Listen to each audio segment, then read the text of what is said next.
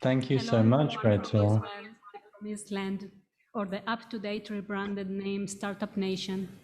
Today, we're broadcasting from a country where 10 out of 10 Jewish citizens are immigrant or second-generation immigrant. A nation with mandatory military service that allows teenagers who just finished high school just command the life of dozens of people. A nation in which any random person has a combat training background. As you could probably understand of the rest of the lectures this morning, the reality here is very hectic and we are a divided society. Our population includes many minorities and in a unique and a little bit surrealistic demographic. With a rapid population growth, we are one of the countries with the highest population density in the world. In less than 20 years, we are expected to become the most densely populated country in the OECD. The life experience here is stressful, full of contradictions, and politically complex. Being here, I welcome all. Nice to meet you all. I am Gretel. I immigrated to Israel at the age of 12. I will never forget my first year in Israel. I was dealing with the powerful gap between the promised land and the reality that awaited me here. This huge gap shaped my personality and, among other things, led me to work in the design industry. Instead of experiencing well-being in my first year here, I experienced terrorist attacks, a war, I learned to run to shelters, I saw violent protests following the Oslo Accords, and the political assassination of a prime minister. At the same time, I started to learn how to communicate in Hebrew and English for the first time in my life, in a multicultural environment of immigrants like me, Ethiopians, Russians, Ukrainians, Moroccans, Brazilians, among many, many others. A wide diversity of peoples, religions, and ethnic identities. There is no book or person that can prepare anyone for this layered reality. Even today, 26 years into my social mobility journey, I am still creating my place in this society as a woman, an immigrant, and a Latina Israeli. So, a nation of immigrants is a nation of entrepreneurs. Now, imagine these immigrants in a dynamic, unexpected, constant emergency situation. It is a very interesting arena with excellent conditions for social tensions. Also, as a consequence of this, a strong sense for design, for soil sustainability and social design.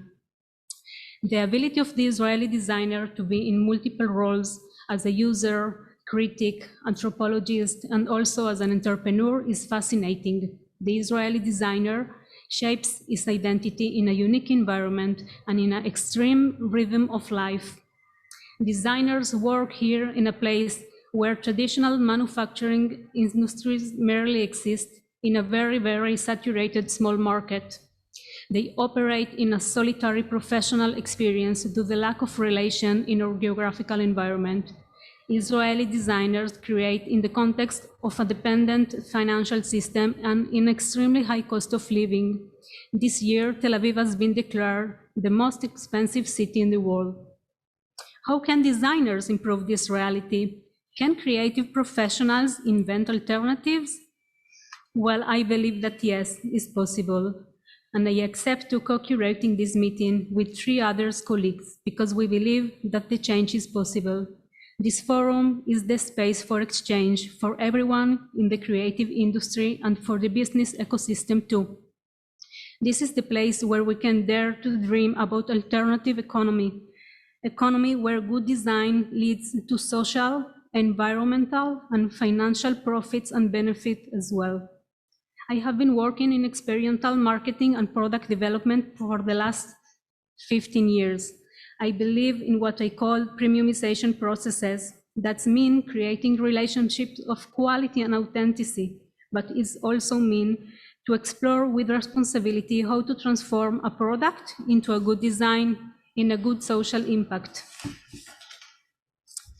We have seen this morning speakers of good design, materials, and sustainability. We heard them talking about with, design with, and not just design for.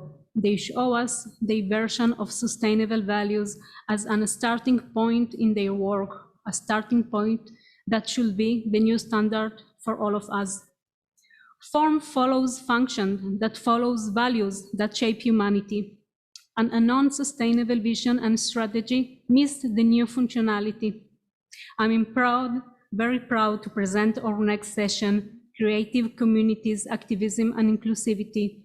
You are going to hear people who have put solid values in their hearts and their business plans also. They accept the challenge to change society's priorities and lead organizations for people to have a sense of community, self-expression, and a voice. People who choose to enable alternative narratives and encourage social mobility through design, craft, solidarity, and creativity. I am grateful that my life in Israel introduced me to them and many others creative people and designers who could not take part on this day. Thank you, Noah Bartfeld, co-curator, who introduced the previous session. A big thanks for the following speaker, Dr. Didi Mimin Cohen, Lava Levi, Adam Yakutiel, and a special thank to Karen Arazi, co-curator and the World Hope Forum Israel ambassador. Thank you for the trust and the place in the team. Thank you, Narkis Alon. Thank you, Anat Siegelman from Design Terminal Bat Yam for hosting us and for your trust in choosing me mentor a young designer from the Accelerator program. Thank you, Sarah Rari, for the Gaga session we will have today. And thank you, Karen Shemesh Bitan, co-curator, for the significant work that will conclude the day. Thank you, Liam Philip, for making this happen. Stay with us, enjoy, learn, and change.